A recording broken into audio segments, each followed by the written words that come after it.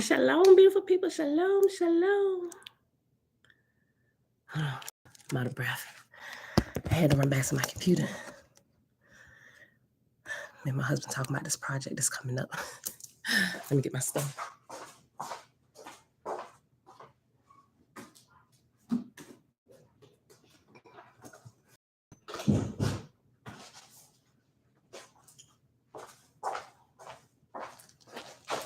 All right, beautiful people. Happy Wednesday. Happy Wednesday. Top of the day to you. All right, let's get started. Post haste.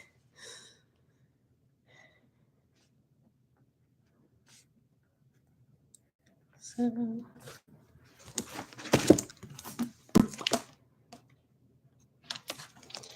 baby.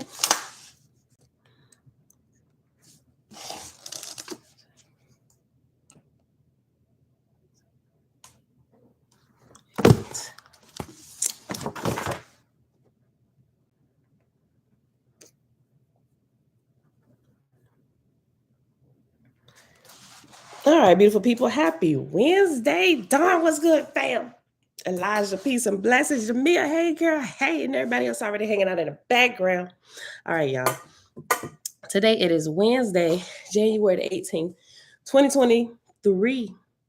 It is day, hold on, moving too fast. Still trying to catch my breath from running through the house. All right, let's start over. Happy Wednesday. It is January 18th, 2023, day 318 of year 4 of reading through the books of the Law and the Prophets. On the 4-year consecutive day count, day 1337. Today we're picking back up in The Romance of the Red Star, a biography of the earth, which is simply another name for a WASP written by different authors. On page 10 in chapter 8, and I believe in Big Blue, it is page, the angels understood the commandments.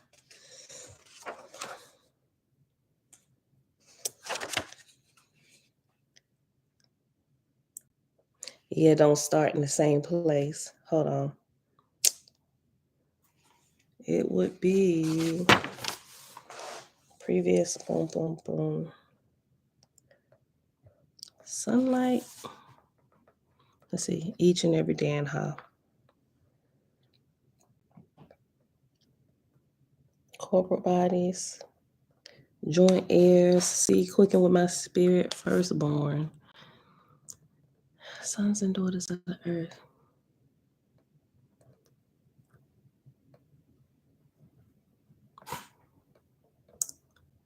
Womb born again. Hold on. I bequeath the earth for a time. Let a sign be given that they may comprehend. I don't know, y'all. Hold on. Joint procreators have done 2 services to me. Okay, hold on. I remember that.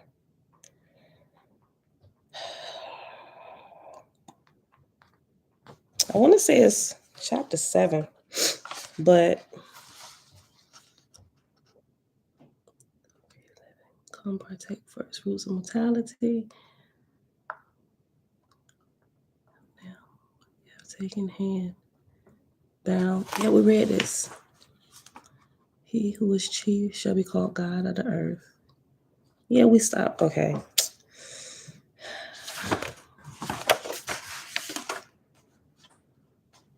Female, male, sex, comprehended. Hold on, y'all. I'm trying to find a place. Ema, shalom, shalom. Hydrogen only.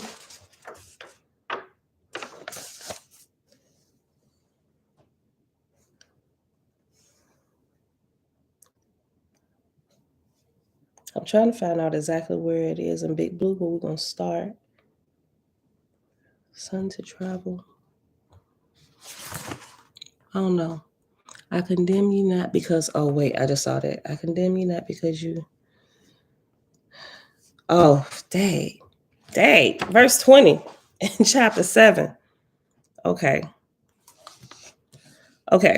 So in Romance of the Red Star is page 10 at the beginning of chapter 8 or chapter VIII. And if you're following along in Big Blue, it's page 11 in Book of Jehovah, chapter 7, starting at verse 20. Rita, good morning, sis. Good morning. Okay. And then we got the places all pointed out. Let us begin. Father, we thank you for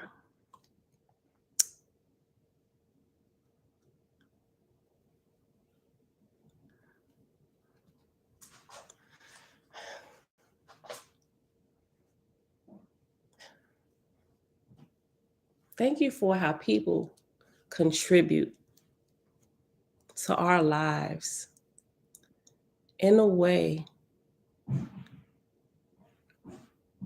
Oh, I wanted to say something. Thank you for people to help to contribute to our lives in a way that's ever so delicate, that they guide us in a loving way when we may be off track a little bit. Let's just put it that way. Okay. I got a story to share with y'all. I'm going to start reading first. Okay. It's something that happened yesterday. Ain't got nothing to do with the prayer, though. It's just something that happened yesterday I thought was really, I don't know whether it was supernatural or what, but it's something that happened when we went up to the courthouse to get some paperwork for the company. All right, but I'll share it in a little bit, probably after we get done with this reading right here. Okay. Chapter 8, page 10. Remember, if you're in Big Blue, page 11, verse 20. The angels understood the commandments of Jehovah according to their knowledge in the ethereal heavens, having died in infancy and having matured in the S worlds, but they understood not the Creator according to the practice of the lower heavens. Jehovah said, I condemn ye not, because ye have become joint procreators with the Asuans, for ye have done two services unto me, which are to teach yourselves corporal things, that ye may understand and sympathize with the corporeans.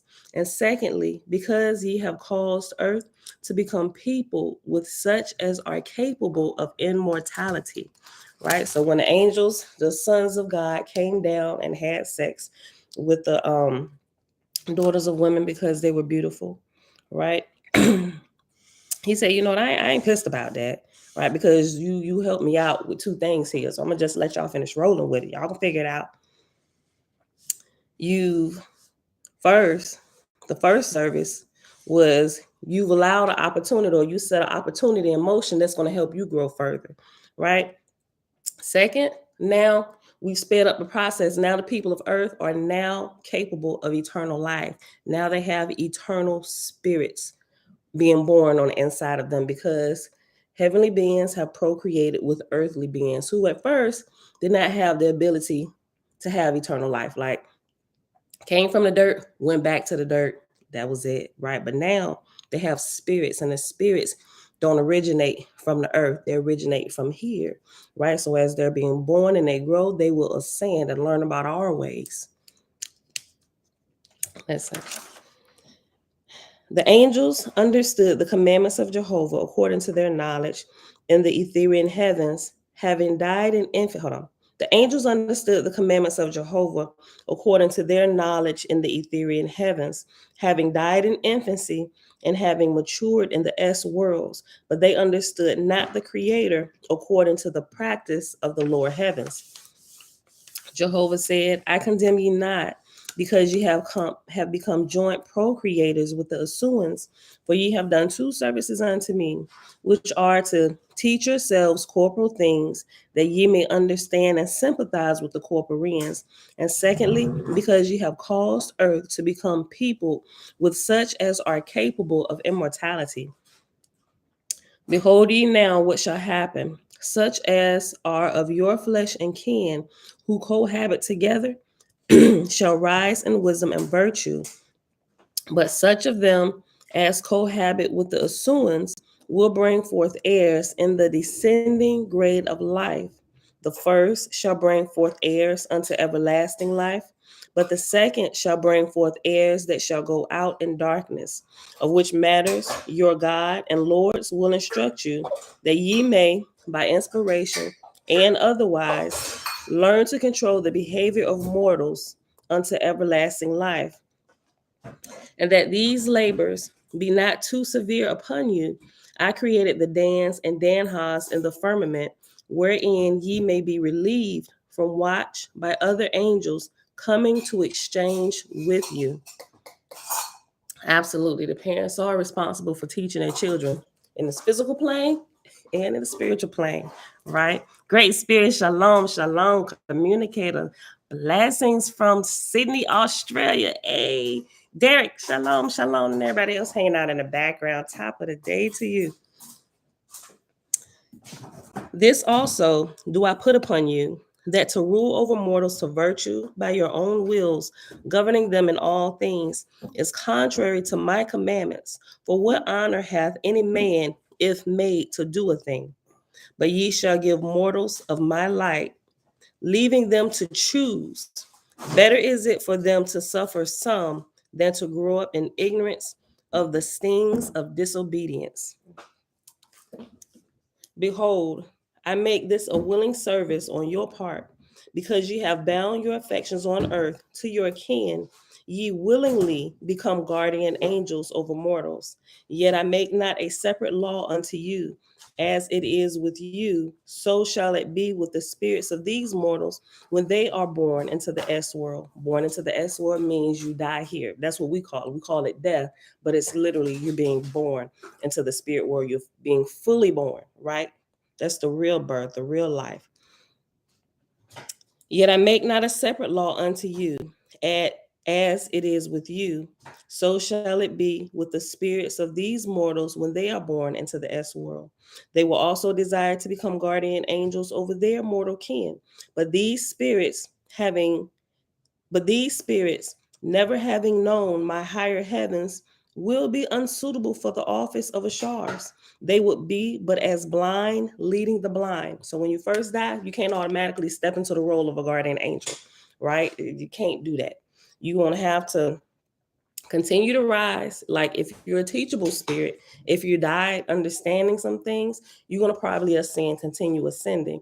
But those who don't, and they willingly stay attached to the earth, they won't be ashars, right? They may be hanging around family members, but it's going to come to a point where they possibly begin to overshadow and even possess, right? We've seen a lot of cases of this.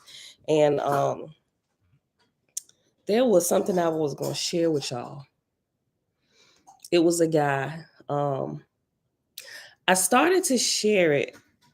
So, because I first saw the clip, you know, the Disney star Orlando, I think his last name Brown. That's So Raven. He played on That's So Raven. Yeah, okay, Orlando Brown. Somebody made a clip of him. Granted, dude, he's been having a rough go at life for a while now. Got hooked on drugs, just a lot of different things, and he openly talks about some of his abuse that he suffered while a Disney star, right? So, but somebody showed a clip, and I was watching it, and I was like, dang, that's clearly overshadowing. But it was coming in spurts. I was like, I got to see this whole interview, because the clip that they pulled out just actually kind of caught the clip where you could clearly see, like, if you've been here for a little while we've been reading through Field Guide to the Spirit Realm, you'll be able to pick it out, and you will see every time a different spirit clicked over him. I'm like, oh my gosh.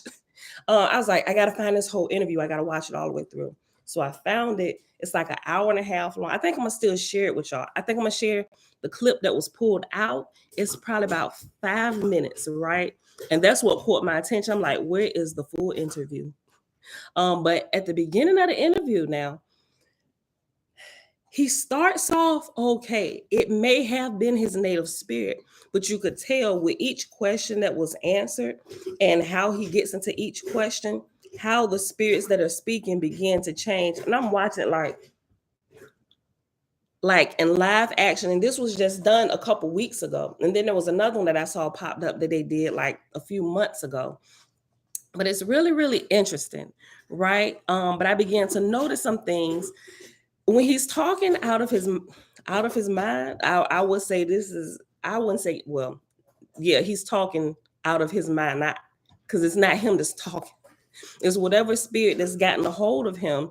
And I would say it's all of this started with him during his days of abuse early on in life, right? We're talking about Orlando Brown, right? So he not all the way crazy.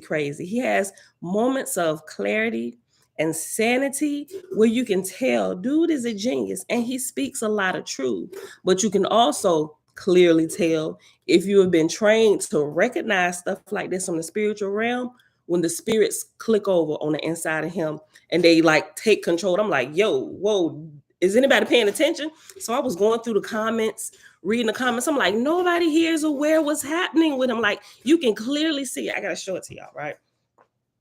I just thought about this. This didn't say anything about it, but it was just talking about how coming back being a shards, like when you first die, you're not suited for that. So, but I'm gonna share that with y'all. Y'all gotta see it. I want y'all to count to see. I haven't counted, but I said that's something I was gonna do. I was gonna count, and all of the spirits may not even be manifesting in this video. Try and count and see how many different personalities by the way he conveys his answers is talking. There's even one that he gets up there, and there could be an argument that he was just being a little animated, but the way he did it and doing like this, I was like, oh, that's a woman. He done clicked over. That's a woman talking now. You know, the way he did it, I was like, it's scary because it's real life and this can really happen to people. Yeah, he does. It's like he really, right. You can clearly see that. My son said, you know, it's like he crying out for help, but them spirits pretty much won't let him go. It's a funny interview of him and Funny Marco. It's yeah, probably about a 30-minute clip, but you can see him going back and forth from him to something else and just asking crazy questions to clicking back over to this. Yeah, it's crazy. And like my heart really goes out to him. Like I prayed for him yesterday after watching it, like, because I was about in tears watching this. I'm like, oh my gosh. I was like, all these people around him, nobody can see what's happening. Like he's crying out for help, like all the different run-ins with the cops and all these different things. I'm like, has there been nobody? Look how many years it's been. He's been in the public eye recently because of all the negative press, but is there nobody around him that's spiritually sensitive that can see this, that can see the cries for help? Clearly not, because they still interview him. It's like they're getting a kick out of it. And my heart really goes out to him. It's crazy. I'm gonna share that with y'all. So, but Kevin, shalom. Yeah, he's definitely in there somewhere battling. I bet you. Some I do a little bit, Kevin, right? Just look, because I'm looking for stuff like this now, right? He said, I bet you watch ghost hunting videos and the like. But they have, well, some of them are shenanigans, right? They do it for views and their ratings and all that stuff. But sometimes it be some real stuff happening, right? Yeah, his real spirit is screaming out amongst the group of spirits that's inhabiting him, you know. So it's definitely, I want to say, definitely there's more than three.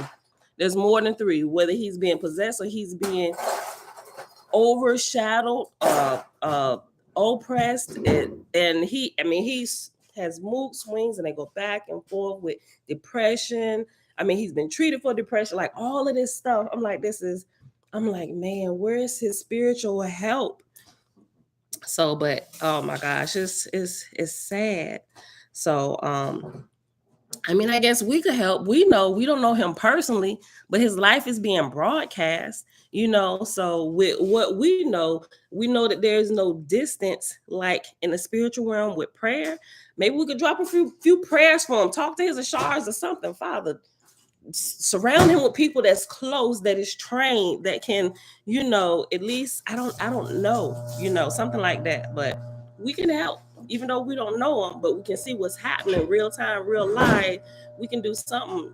We got a little bit of pull, right? We understand and we learn it. So I'm just saying. Okay.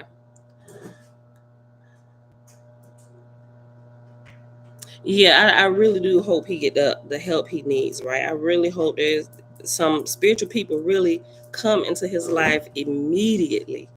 Okay. Let me see. Matter of fact, let me just go back up. at the top of page 11. Jehovah said, I condemn ye not, because ye have become joint procreators with the Assuans, for ye have done two services unto me, which are to teach yourselves corporal things, that ye may understand and sympathize with corporeans. And secondly, because ye have caused earth to become peopled with such as are capable of immortality. Behold ye now what shall happen, such as are of your flesh and kin who cohabit together. Behold ye now what shall happen, such as of are such as are of your flesh and kin who cohabit together shall rise in wisdom and virtue, but such of them as cohabit with the Assuans will bring forth heirs in the descending grade of life. The first shall bring forth heirs unto everlasting life, but the second shall bring forth heirs that shall go out in darkness, of which matters your God and Lord's will instruct you, that ye may, by inspiration and otherwise, learn to control the behavior of mortals unto everlasting life, and that these labors be not too severe upon you. I created the Dans and the Danhas in the firmament, wherein ye may be relieved from the watch by other angels coming to exchange with you. And we know that they also do it on Sabbath days as well. There's a changing of the guard of your Ashars, your guardian angels, those who watching over you on Sabbaths, right? They do it on the lower levels as well as the bigger levels, the cycles and seasons. This also do I put upon you, that to rule over mortals to virtue by your own wills, governing them in all things, is contrary to my commandments. For what honor hath any man if made to do a thing? But ye shall give mortals of my like, leaving them to choose. Better it is for them to suffer some than to grow up in ignorance of the stings of disobedience. Behold, I make this a willing service on your part, because ye have bound your affections on earth to your kin. Ye willingly become guardian angels over mortals. Yet I make not a separate law unto you. As it is with you, so shall it be with the spirits of these mortals when they are born into the S world. They will also desire to become guardian angels over their mortal kin. But these spirits, never having known my higher heavens, will be unsuitable for the office of Ashars. They would be but as the blind leading the blind, to prevent which God and his lords shall provide these spirits in the first resurrection with places to dwell in and with occupations and opportunities for education. For I desire them not to remain bound to earth, but to rise up and inherit my Ethereal worlds. And in this also shall ye be and in this also shall ye be discreet in governing them, giving them the light of my heavens with some liberty to choose and to perfect themselves. Otherwise, they would only be slaves in heaven according to their weakness or strength. And so shall ye provide for these new spirits entering my S world. Therefore, such of you as are appointed by my God and my lords as guardians over mortals shall be called Ashars, and ye shall report to your respective lords according to the sections of the earth where ye may be. Of many watches shall be the Ashars. And such of you as are appointed to receive the spirits of the dead into heaven shall be called Asaphs, and ye shall report to your respective lords. And the Ashars shall make a record of every mortal, of the grade of his wisdom and good works. And when a mortal dies and his spirit is delivered to the Asaphs, the record shall be delivered with him, and the Asaph receiving shall deliver such spirit with the record into such place in these heavens as is adapted to his grade, where he shall be put to labor and to school according to the place of the resurrections which I created. So depending on how far you got here and your understanding of spiritual things will determine where you go. Like if you need to go to remedial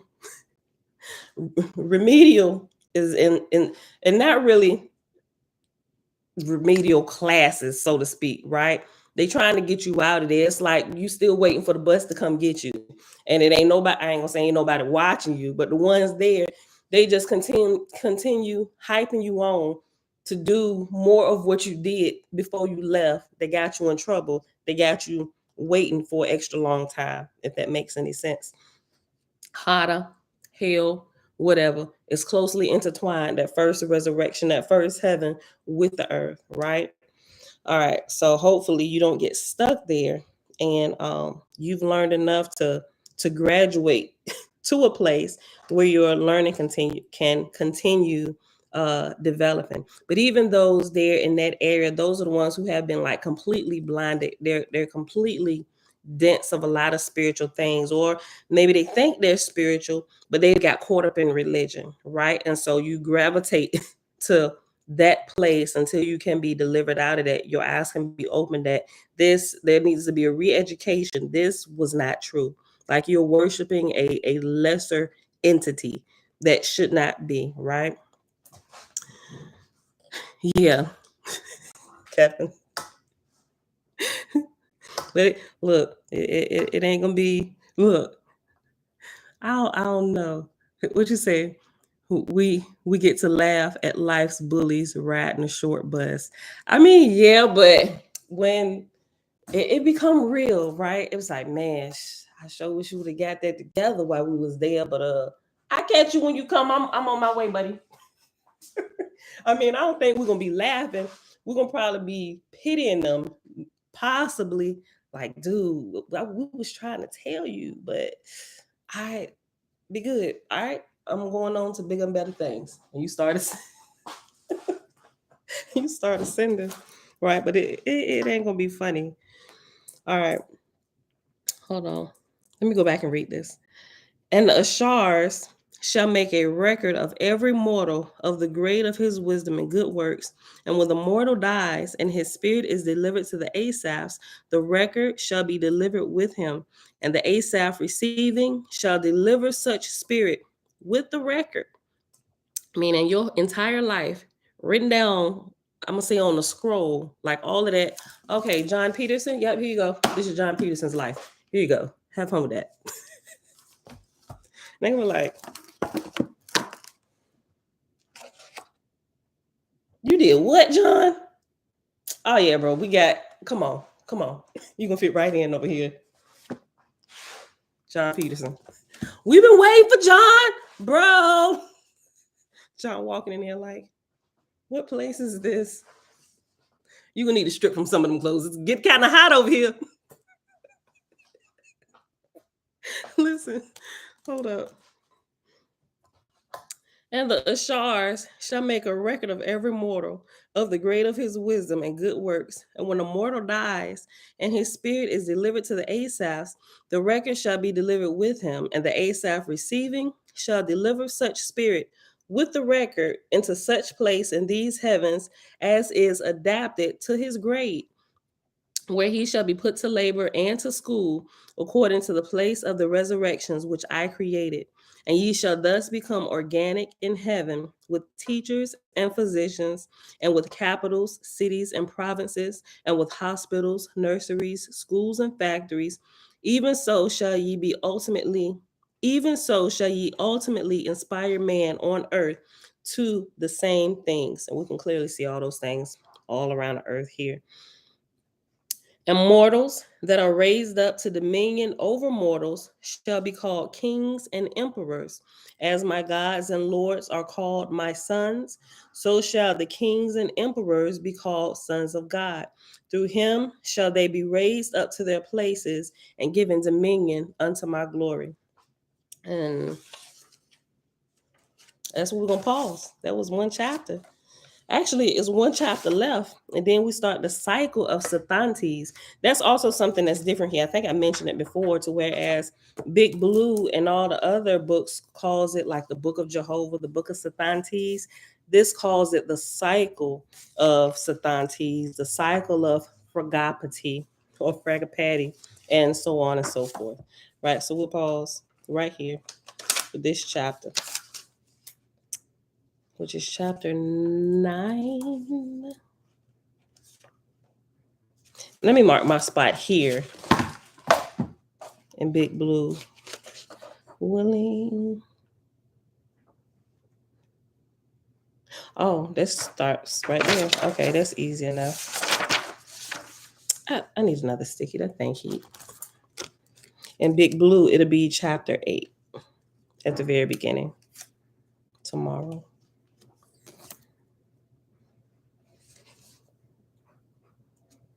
Okay. All right, beautiful people. Okay, so I said I want to share a little story with y'all. It ain't got nothing to do with the reading per se, but it is, I think, like spiritual happenings, goings on that happen. Okay, so yesterday I had to go I was out in Virginia Beach. I had to go to the courthouse. It feels weird because it's quiet. Everybody's still asleep, right? Everybody's still asleep. So went out to the courthouse in Virginia Beach. Some government certifications that we're doing requires clearly background checks, right? So I had to go out there, take care of the paperwork for that. But while we were there, this time I took the 4 Mini-Murfs with me, right? So all 5 of us, me, Josh, Josiah, Isaiah, and Bella, at the courthouse, go in. You know, I walk to a courthouse, can't take in nothing. They trying to take in switches, no electronics, nothing. Leave everything. I even got to take off my watch. I can't even bring in my phone. Check your pockets. Make sure you ain't got nothing metal. I'm shaking everybody down before we go into the courthouse because I do not want to walk back to the car. But anyway, long story short, we made it through without incident nor accident. And so we get up there, get the paperwork, all that stuff, and we're coming back out. So as we're coming back out, you know, it's Tuesday, court cases going on. I would say crowded, not that crowded, but it's a lot of people in and out of stuff, right? People going for court cases for everything. Didn't see anybody in handcuffs or anything like that. Sometimes you will see that, but not yesterday. I didn't. So as we were coming back, I was like, okay, everybody need to go to the bathroom before we go because it's gonna be like a 30-minute ride, right? Probably a little bit longer than that because we had to stop at a couple more places. So Bella was like, I gotta go. Then the boy said, yeah, we gotta go too. So I'm like, okay. So I'm looking for the bathroom. I found a woman. I'm not out there in that courthouse often. And I didn't ask anybody. I'm just like, we can find it. It's a couple on every floor. So we found a women's bathroom. Went in there, checked. Nobody's in there. All right, boys, everybody come in. Everybody can go. It's a women's bathroom. I said, ain't nobody in here. Come on, we can all get in, get out. There's multiple stalls. Come in here, use the bathroom. Bella, it's like, I'm going in. I was like, no, I know. And Josh, Science, they said, no, Mom, it's a women's bathroom. We're not going in there. I said, I'm your mom. Nobody's in here. I would rather it be this way. Come in. They refuse to. I'm like, all right, fine. Sit right here. Me and Bella gonna go in and we'll be right back out. Isaiah said, I gotta go. I'm coming in with y'all. So he comes in, me, Bella, Zay in there, take care of business. While they doing that, I stick my head back out the door, make sure they're okay. They sitting there nice and quiet. They said, we got to go. I said, I told y'all to come in. They said, can we look for a men's bathroom? I said, okay. I said, I don't think it's one down here. I said, but go look at that end of the hall right there, right? And nobody at this point was in the hall. So they got up, walked down to all the way to the end of the hall. I said, yes, it's a bathroom. I said, sweet. All right, wait a minute. Come back. And so, because it was just me with them. Like if their dad had been there, they would have been gone. Babe, we'll meet you back out here at this point. Come back, get Bella out. Zay done. Wash hands. Come out. All right, let's go. So we're coming out and we're walking down. And Zay said, we're supposed to go this way. It was like, they found the man's bathroom. Let's go down here. So we go down there, and Isaiah was mad at this point, and he smacked his head like this, like, oh, why didn't you tell me it was a man's bathroom and I went into the women's bathroom? I said, nobody was in there, Isaiah. We didn't even know that this was down here. They just happened to look while you was in there. So now he mad. He's like, you know what? I'm just gonna go in there with him. So we got to the men's bathroom. There's another bench sitting right out there. And so they go in, right? So me and Bella sitting there. And here's what happened, right? You could say like coincidence. I don't know. But I think there was something spiritual that happened. I shared it with my husband. I was like, it was weird. Listen, by the time we got down there, nobody was in that hall. You're right. There was a quiet moment when we walked down there. Nobody even passed through the corridor or anything like this. But when we got down there, and I didn't even feel anybody come up behind me, right? So me and Bella sitting right there, and I'm talking to her, like facing the men's bathroom. I'm probably about this point, we kind of like walking around the hall when I backed up, and I'm probably about maybe like 10 steps away at this point from the men's bathroom. Me and Bella just out there talking or whatever, right? And here comes this guy up behind us, like older white gentlemen, and not even that old. I would probably say maybe late 40s, maybe late 40s. He had facial hair, but he looked all scraggly and everything. And so I saw him walking, and then I saw him go like he was about to go into the men's bathroom, and immediately my mind I went into alert mode. I'm ready to fight you. Man ain't did nothing, but I feel really weird because when he went to the door, when I saw he was about to touch the door, I started walking because I was gonna go in there right behind him. Hold it, boys, let's go right now. Right, I was gonna walk in there, right behind him. But here's what happened. I immediately, and it happened so quick, but it's almost like I saw it in slow motion. I saw him when I realized he was headed for the men's bathroom where my three small boys was at. I immediately went into alert mode, and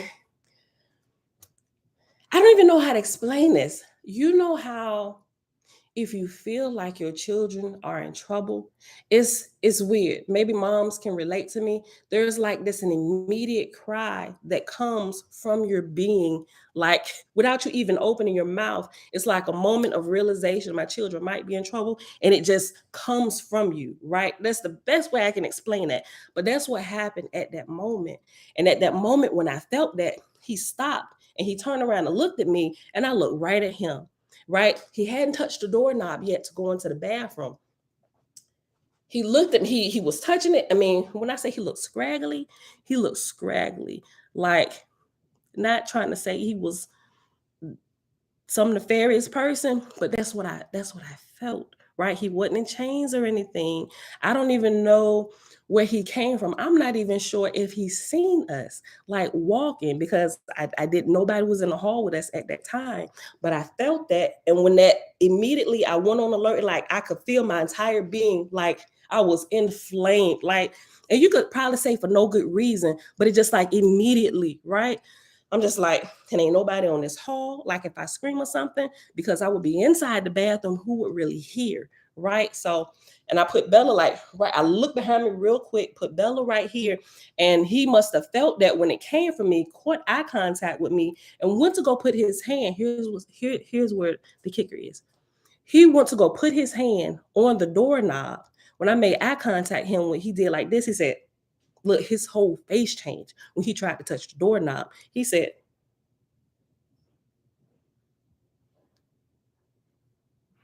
and he turned around, looked at me again, and walked away. I'm like, look, I said, damn right. That's what I said. I'm like, whoo, because I was like inflamed, like nothing happened. But you know how you can feel something, and we in the courthouse, but if you crazy, it don't matter where you're gonna bust out and be crazy at, right? I don't know, but it was just a whole something that I felt going on in the unseen realm that I really couldn't quite put my hand on it. But it was like I was like alerted immediately. You could probably say it's overprotective or whatever, but this whole thing, how it played out with him even trying to touch the doorknob and then did like this. And you could see his expression like it was hot or something. And he walked away. And about 1 minute, here come my boys, none the wiser walking. I said, let's go. Right. And I was just like, I'm looking around and I seen them steady walking that way. I was like, let's go. I'm like, I don't know what that was, but thank you. Whatever that was preventing him from touching that door. Right. And it could have just been, I don't know. Maybe it could have been spirits hanging around him, children attaching something. I don't know, but it was weird. I shared it with my husband and he was like, oh my God. Right. But that's not like the first time stuff like that has happened. Right. Especially when it involves my children, because if shenanigans going on around my children, there's like this thing on the inside of me that just it comes out. It's like I don't even know how to explain it, but it just happens. And something like that happens when my children are protected. And you could be standing around, you probably wouldn't even notice. You would think nothing was wrong, right? It's crazy. It was crazy. I've been thinking about that ever since it happened. My husband like, wow. He was like, Father, thank you for protection, right? Because we are super overly protective. We are like, you want to stay tonight? No, y'all come over here, stay tonight. We know what's going on over here. and everybody gonna be safe. Not that they ain't gonna be safe anywhere else, but that's just how we are. And I don't think anything is wrong with that. But I know I be screaming about my house be full of noise and stuff, but it's okay. We know that this is a safe place. Like I said, not that theirs is not, but that's just, But that's what I wanted to share with y'all.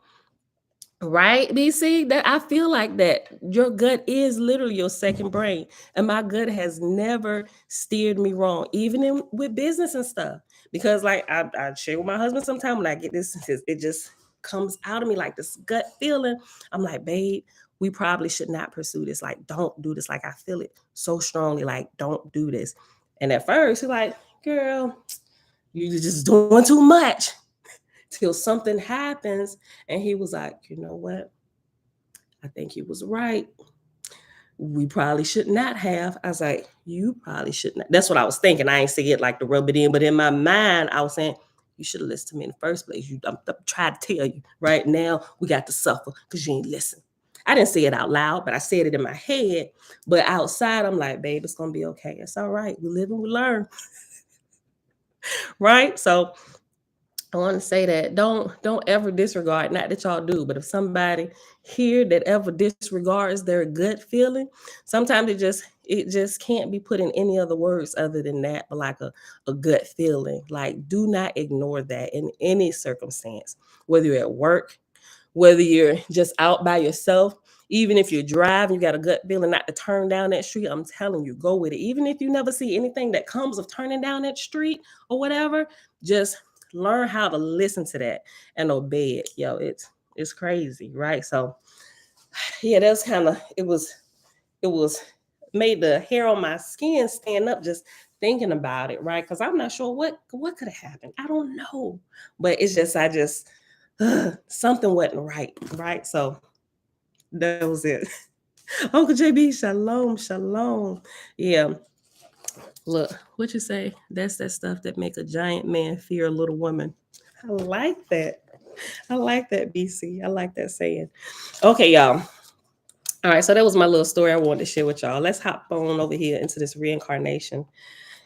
On page 295, where we pause that, we are in Delusions and Science and Spirituality. Remember, this is just a little side road that we're taking as a recommendation while we were reading Susan B. Martinez, Field Guide to the Spirit Realm, right? Okay. So, but once we get done with this reincarnation chapter, we're going right back there to finish up reading the last chapter there. All right. We will read this in its entirety. I'm just not sure exactly where we're going to stick it in the lineup, because next we're doing it seems Gospel of Peace. All right. Take the shalom, say shalom, shalom. What, Fritz? What you mean? You talking about a person that you labeled as the devil. Listen, Fritz said 30-some years ago, the devil would drive by me, then disappear. Like, you got to be, like, what do you mean drive by you? Like I said, a person you labeled, you called the devil? Surely not the devil. Nazarene is saying shalom, shalom. Tabitha, hey girl, hey. I'll let you answer that. Okay, so we paused on page 295 at the bottom. What? Riding in the car, flying, and into, what's that, the next dimension? What? I mean, I'm not laughing at you, because I know some crazy stuff happened. If you said it happened, it happened. Riding in the car, flying, and go into another dimension. I mean, okay. I mean, I'm not saying like okay. I mean, but because I've clearly had, maybe not the devil, but a person that portrayed themselves as the devil, right? Because clearly I know better now. But in my dreams, it would like the devil, but the devil wasn't like the devil, red pitchforks and horns. It was what? Here's what's crazy. Because in my dreams, The devil is always like this, what, not white, but this Italian man. It's weird. Like, it's really weird, but I know it's the devil. It's stupid. Maybe not, but I don't even know why he would be Italian. The devil would be Italian. I don't know. I just kept that to myself. Being in a black car. I don't know. You driven for miles, daydreaming on the highway. I'm sure a lot of us have done that.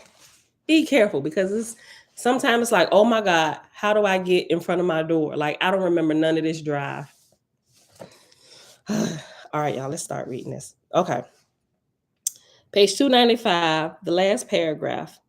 Karma was the connecting thread in life. Readings given by Edgar Cayce and subsequent imitators. Many times, states a Cayce biographer, quote, he had to exercise the dark tenets of predestination and original sin from the hopelessness and confusion in the minds of the people who came to him for help, end quote. Langley, 1967. Cayce, in other words, had something better to offer guilt-ridden Christians. But let us ask, is there any difference between the reincarnationist fixed and unalterable karma and the very gospel of original sin and predestination, which the Cayceites so deplore? And there is an asterisk after deplore, and it says at the bottom, to Arnold Toynbee, the two doctrines are almost identical. Listen to this. Quote, one variant is the Christian conception of original sin. The other is the Indic conception of karma. And they agree in the essential point of making the spiritual chain of cause and effect run on continuously from one earthly life to another. How many of y'all ever thought about that? Even Christians, they don't call it reincarnation, they call it original sin. Listen, I'm gonna read this over. I'm gonna just start over. Karma. Hold on. Maybe I should. Let me go back a paragraph that we read. Let me just go back. I'm gonna go back to the end of this story because I'm gonna keep all of this together because we probably forgot exactly how this was flowing. So let me go back to the previous page, page 294, under the story of the king, the parrot, and the hunchback. That's where we're gonna begin. The New Age has been with us for a while, apparently offering various alternatives to religion. The failure of the old religions has left a vacuum. The recovering Catholic, as the phrase goes, or the renegade Christian, or even the born atheist, still craves a taste of the sublime, of which is permanent and full of glory. But with the widespread rejection of formal religion has come another God, another kind of blind faith, the church of materialism itself, the tabernacle of the flesh, and with it, the right of re-embodiment. Quote, the secret source, end quote, of reincarnation's popularity, surmised William Butler, a 19th century thinker, is materialistic prejudices. What he meant is the glorification of man by resurrecting him in the flesh. And in doing so, we confine all our beingness to the level of earth, the physical. Karma can only be worked out in the body. Thus does the spirit world lose all importance except as a tawdry waiting room, a holding tank for souls hoping to return to materiality in brand new bodies. And all the great truths of the ongoing are cast aside. The theory of reincarnation makes karma the kingpin. All suffering can be explained by past life mischief without bothering with present day iniquities and human misery. Karma will explain it all. Why do we suffer? So that we may atone for our peccadillos committed in a former existence. For instance, the family that produced a Down syndrome child was told that the little boy's past life sins created the, quote, need to incarnate in a deformed state, end quote. Langley, 1967, page 38. The scars of our passions, it is explained, quote, reach down the centuries, end quote. Langley, 1967, page 38. And the resulting torment is the only path to redemption for our blighted selves. Ignoring any monstrous causes from this very life, the reincarnationist tells us to trace the root of our problems to past life wrongdoing. And it is a, quote, fixed and unalterable, end quote. Hold on. And it is a law, quote, fixed and unalterable, end quote. Langley, 1967, page 38. But this fictitious logic breaks down when we consider the further claim that we have no knowledge of our previous existence. How then can we learn from the putative sins we cannot even remember? And this is where we pick up today. Karma was the connecting thread in life, readings given by Edgar Cayce and subsequent imitators. Many times, states a Cayce biographer, quote, he had to exercise the dark tenets of predestination and original sin from the hopelessness and confusion in the minds of people who came to him for help, end quote. Langley, 1967. Cayce, in other words, has something better to offer guilt-ridden Christians. But let us ask, is there any difference between the reincarnationist fixed and unalterable karma and the very gospel of original sin and predestination, which the Caycites so deplore?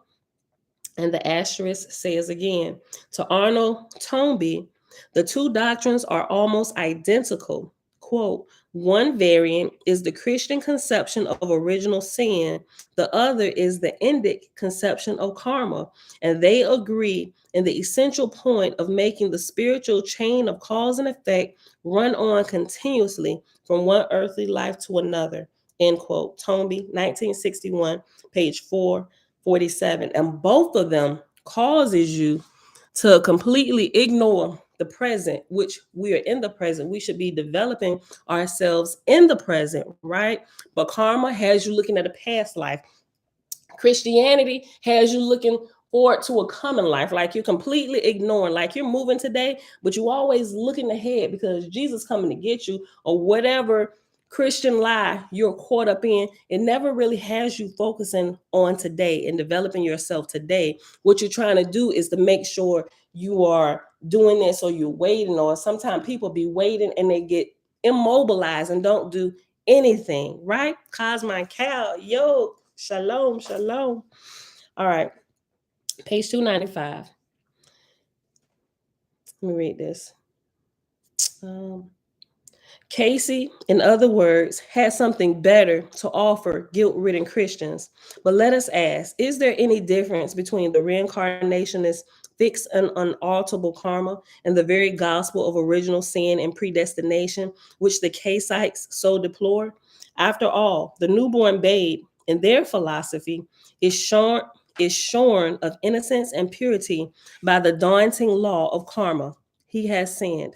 His birthright is, in this sinister philosophy, sullied by the taint of alleged crimes and misdemeanors in a past life. Instead of fledgling hope and fresh life, the new arrival is branded a repository of decrepit and vile karma that needs to be purged. Who needs original sin if we have karma to ruin our destiny? First, they decry the Christian concept of sin, then bring it right back, described as our own fault, our own karma. One reincarnationist has tried to explain the difference. Quote, all men are certainly born with an inheritance of sin, but it is original sin with themselves and not with the allegorical characters of Adam and Eve, end quote. Enough to turn one's stomach, this writer goes on to offer as an example the plight of slaves brought from Africa who might well, quote, think on their own past life sins, end quote. Sermonara, 1967, page 208. Does this then justify slavery? Neither is this approach any different than the medieval belief that persecution and hardship are divine punishment for our sins. One reincarnationist goes on to enlighten us that, quote, the cosmic justice pattern of the law of karma might bring a sense of justice to, a world indifferent to the way it distributed wealth and misery, end quote. Wiseman, 1977, page 42. I note that this brand of justice is peddled by white, upper, or middle class reincarnationists who, washing their hands of human misery, are too attached to the status quo to do anything about it in the here and now. Let the future, another lifetime, take care of all those social inequalities that they bemoan. Let some future embodiment work out of the balance sheet, thus keeping racism and every other social shame alive and well. Thus does the theory betray its own spineless compliance, whitewashing all the troubles of this sorry world. Not to worry, future lives will iron out all the disparities. Alfred North Whitehead was once asked his opinion of Buddhism, a religion known to embrace the rebirth doctrine. Quote, "It is a religion of escapism," end quote. He replied, quote, "You retire into yourself and let externals go as they will. There is no determined resistance to evil. Buddhism is not associated with any advancing civilization," end quote. Whitehead, 1956, page 155. Apart from its escapist value, I really don't understand the siren call of a concept that flings us from life to life in relentless unfulfillment of justice, leaving us a half complete being, a slave of rebirth, bondsman of the past, beggar of the future.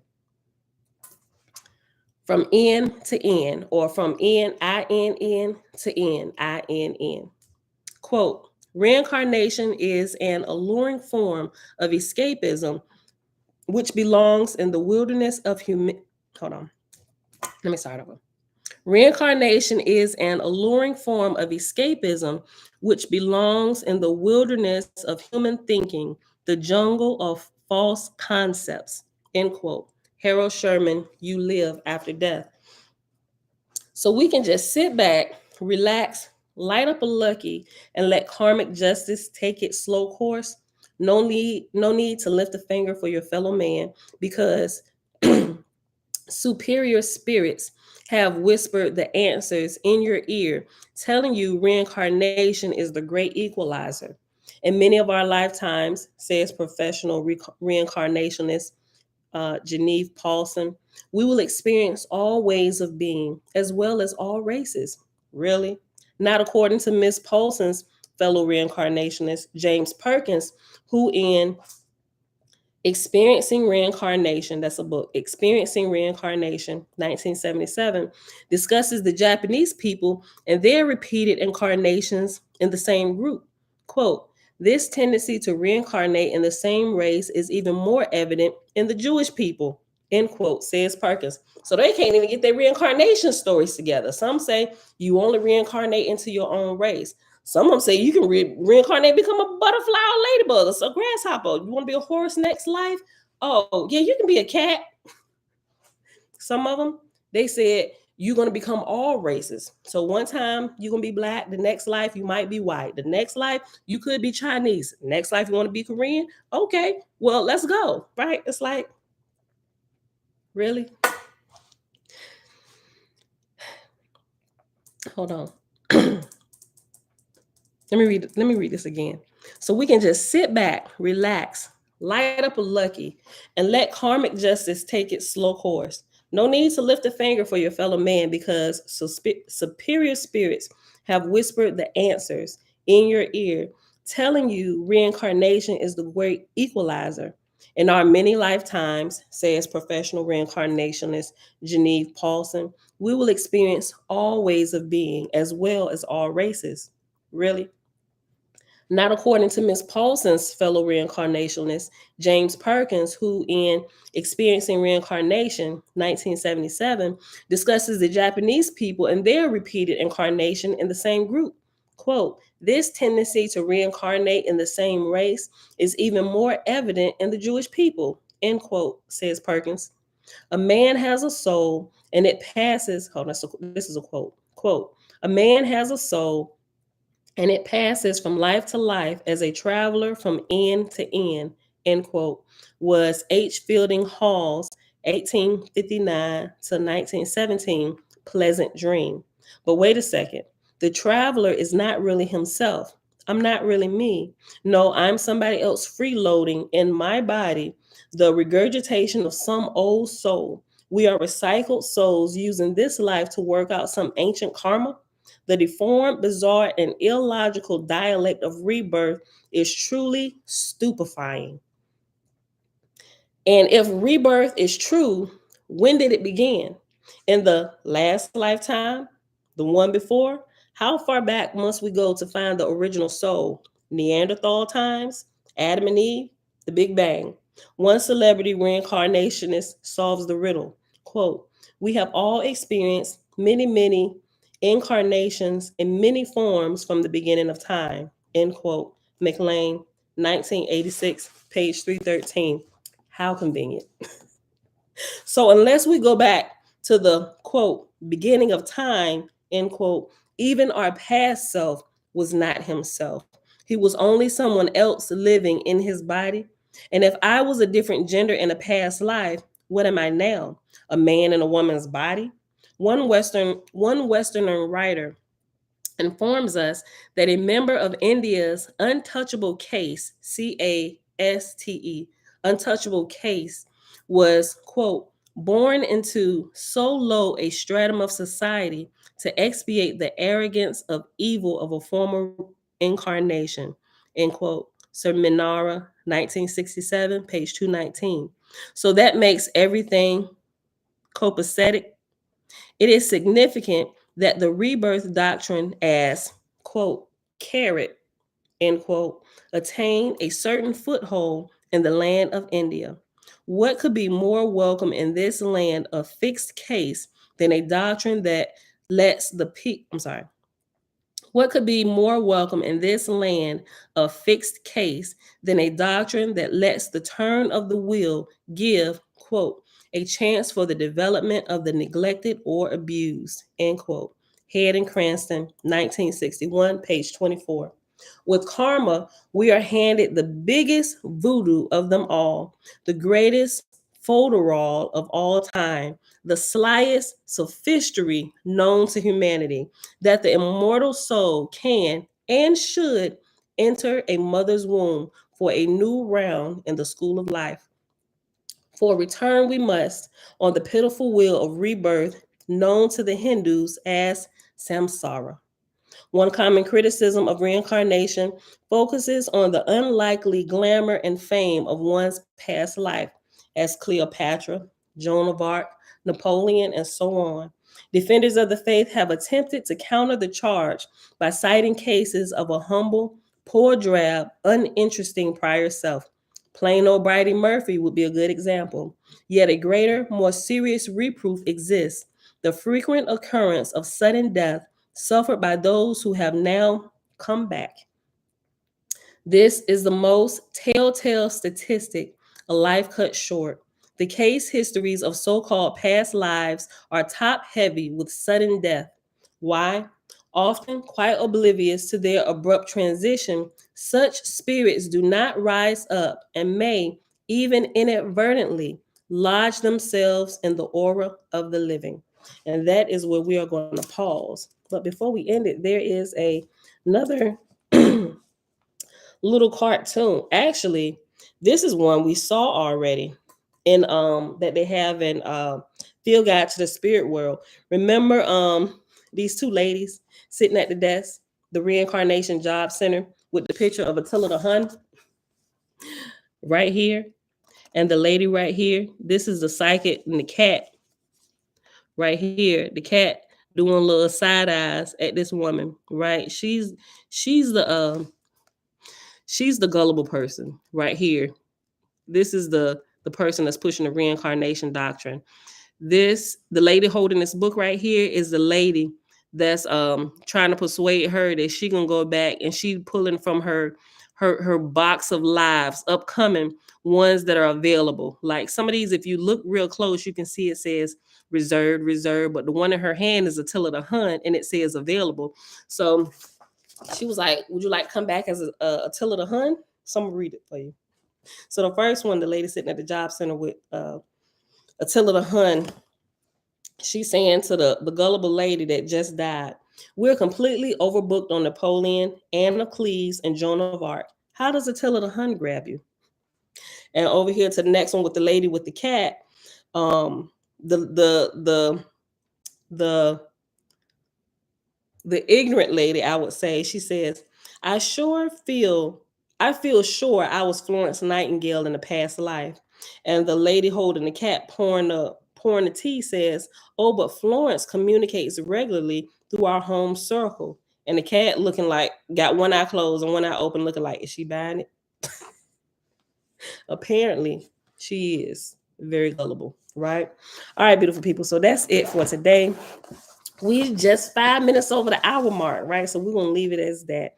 Tomorrow we pick back up with this section that says sudden death and goes more into the reincarnation and people who believe into it when they die a sudden death. 9. This was 10. I gave y'all the page number, but I didn't write it down. So 11. Okay. I should put Big Blue. Big Blue was actually chapter. Did I not stick the thing in here again?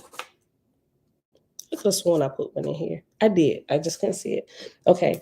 It'll be, in Big Blue, it'll be page 12, the beginning of chapter 8. Chapter VIII. Okay.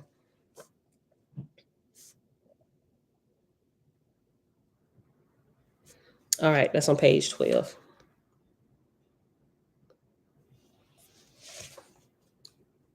All right, beautiful people. So with that being said, I hope you enjoyed the reading for today and me sharing my little incident that happened yesterday, right? Be mindful, gut feelings, stuff like that. Ray Shalom says hi. All right, y'all. That is it for today. Father, we thank you for gut feelings. Yes, let's call them. Let's say that. Thank you for gut feelings, right? That's the way we express it. I'm sure there's a spiritual term that would probably fit better, but for us, we just call it our gut feeling, right? I'm sure there's a spiritual term. If anybody know it, help us out. I'll probably still use gut feeling, but I'll say it's actually called this in the spiritual realm, maybe spiritual insight, being alerted by your Ashar, your guardian angel. I don't know, divine protection. I don't know, but it's a gut feeling. Don't ignore it. If you don't know what I'm talking about, go back and listen to the story after we got done reading Romance of the Red Star, because right when we got done, I shared it for about 5-7 minutes. All right, y'all. With that being said, it is Monday. I'm sorry, Monday. I'm looking at Monday, but it's Wednesday. It's Wednesday, January 18th, 2023, day 318 of year 4, reading through the books of the Law and the Prophets. Another 4-year consecutive day count, day 1337. We read in the Romance of the Red Star, pages 10 to 11. And in Big Blue, it was pages 8. Was it 8? I didn't even put the starting page, Big Blue. I think it was page 10 to 12. We'll say page 10. Hold on. Let me not just say it. Let me just look. I just didn't put it in. No, page 11, because it started at verse 20. That's what it was. Page 11 to page 12. In Big Blue, which is in the Book of Jehovah. And after we finished that, we read a little bit more of the Reincarnation chapter, which is chapter 7 in Susan B. Martinez's book entitled Delusions in Science and Spirituality, the Fall of the Standard Model and the Rise of Knowledge from Unseen Worlds. Pretty awesome book. Get it if you don't have it when you get a chance, right? All right, beautiful people. So that is it. Remember, I'm going to share like that little 5-minute clip. Like I said, I think it was 5 minutes with Orlando Brown when I was talking about how you could clearly see the different, we'll just say, spirits taking over him doing this interview. And there was, Lord have mercy, there was even one. You know how on Split, when they are fighting for the when they're fighting to come up who gonna speak next, and he'd be doing like this whole, you can see like something, he fighting within his body or something. He does that. I'm like it's kind of scary, but it's y'all see. I'm gonna share it with y'all. I'm gonna share y'all the 5-minute clip that I saw first, and then I'm gonna share the full interview that I looked for after I saw the 5 minutes. All right, so full interview. And we talked about him first when we first started reading this and why we talked about him. So if you missed that, just go back to the beginning of the video and I share for a few minutes about this and what I saw. All right, so I shared that, and that's it, y'all.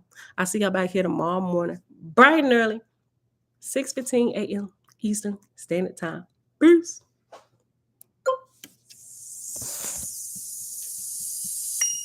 Mom, shalom, shalom. You know what? I ain't see Shebrew. She might be here.